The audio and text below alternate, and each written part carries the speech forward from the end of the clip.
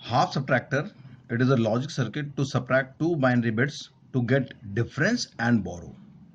Note that borrow is high when the left bit is 0 and the right bit is 1. That means suppose we have two bits x and y, and if x is 0, y is 1, you cannot subtract 1 from 0, so you need to borrow. In this case, borrow will be 1.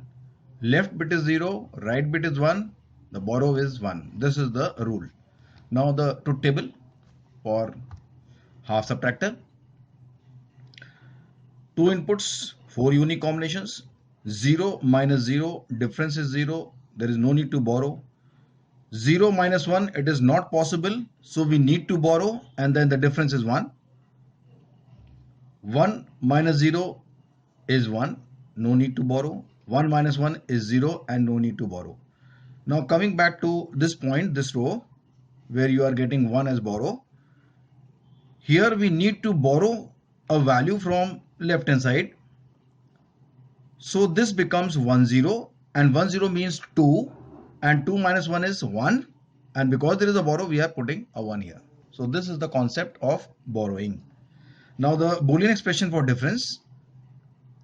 In the difference column, where the signal is high, you will write down the expression. X is 0, so you written x bar.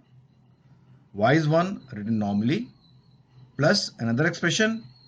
X is 1, so write x. Y is 0, so write down y bar.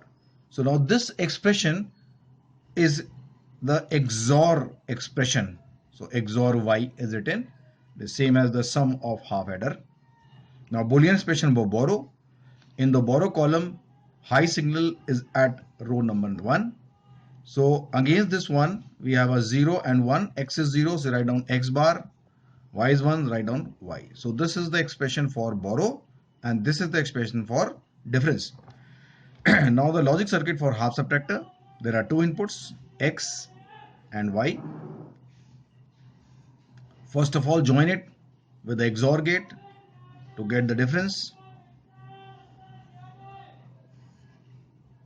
XOR y, this is the difference, and now we have to connect the borrow part. So taking out signal from x and complementing it using a NOT gate, and then signal from y and joining with the AND gate. So we get x bar y for the borrow. So this is the logic circuit.